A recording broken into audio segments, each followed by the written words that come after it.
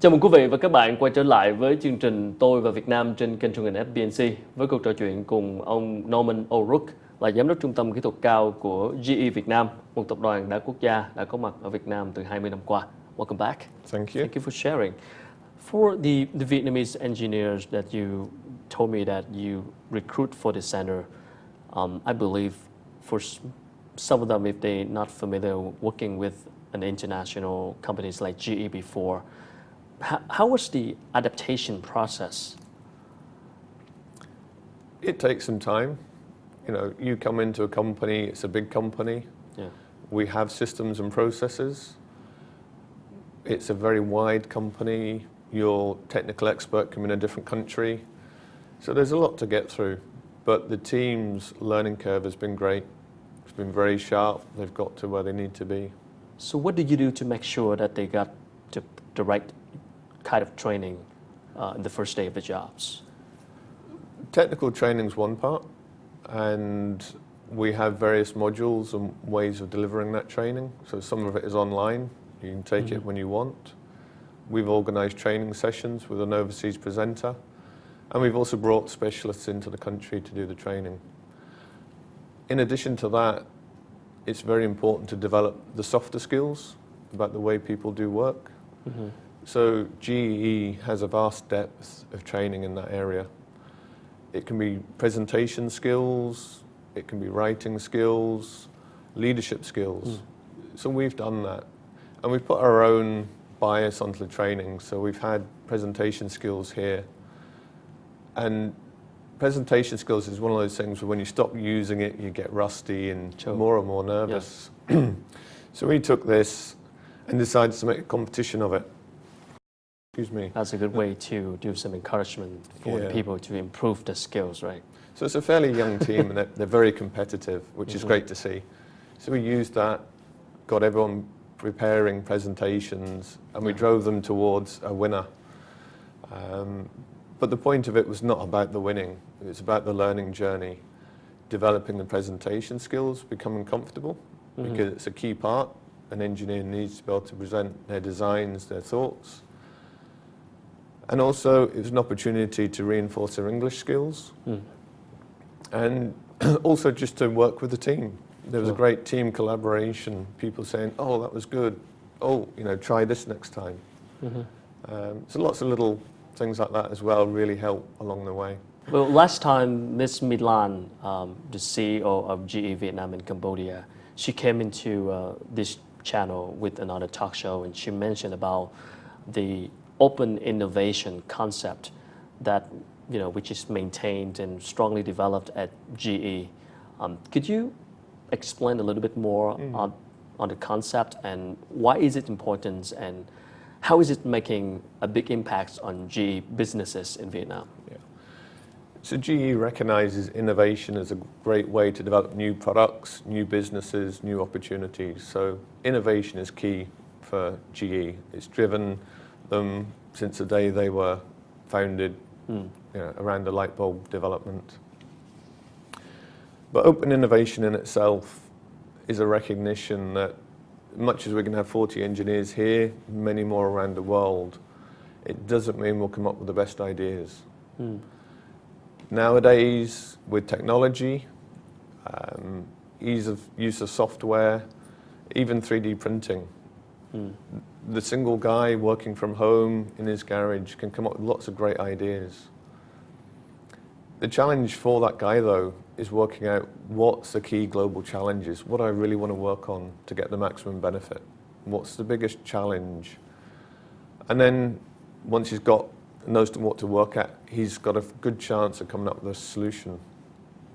His next challenge, though, would be to develop that solution, commercialize it, take lots of money and time. And for a technical person, thinking about the money, business plans, you know, might not be where the time's best spent. So open innovation is a crowdsourcing type of application whereby you can say we've got this particular challenge. So we've had one in the past of a support bracket for an airline engine. And we put it out there and said, this is what it looks like. We want to make it lighter. And entries come back in, people giving solutions, you can maybe do it this way. And to reinforce the fact that anyone can come up with what I call the best idea, best solution, the actual winner was out of Indonesia, with no experience in aircraft industry or whatever. But they've got the thinking, they innovated, and GE supported that and developed the idea further. I know being innovative is a good thing, but sometimes you become too creative or too innovative, it could come with high risk of failure. I mean, how do you manage that risk at GE if you give the people the opportunity to be innovative and be different? We actually feel that in recent years we've actually stifled some of that innovation by having too much focus on risk. We've developed lots of processes and procedures, make sure it's okay, and make sure it's perfect as well. And to make things perfect takes time, and you can end up delivering the perfect product and the customer doesn't want it. So recently we've started looking at trying to behave more like a startup, like an entrepreneur type of idea. And we have a set of lean principles under a name called FastWorks.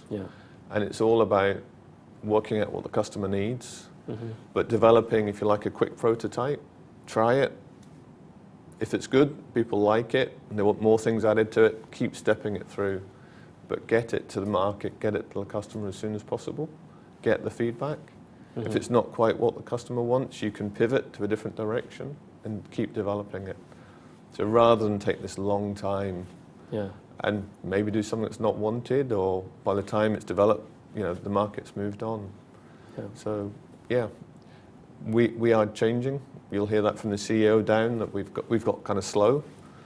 So we're changing the way we work. It's not always easy for a big, long time history companies like GE if you can behave like a startup. Well, I know that beside Vietnam, you're also managing a teams of over 100 engineers who are based in 3 markets: Vietnam, Singapore, and Australia. What kind of challenges that you have to deal with in holding that role, and what is the connection between the 3 markets? I think the biggest challenge is just cultural differences.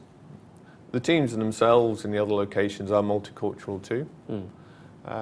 But you know, for me, moving to Vietnam, you know, I have to learn the culture. I have to adapt. I can imagine. You know, I've worked in the UK, Norway, a bit in Africa, and most recently in Australia. So I like to think I'm fairly culturally aware. But this is my first time in Asia. For many of my teams working in other locations, they may or may not have had those experiences. So really, getting the teams to work together and collaborate in an effective manner is a key challenge, but when you get there, it's really excellent because everybody thinks slightly differently and brings something different to the table.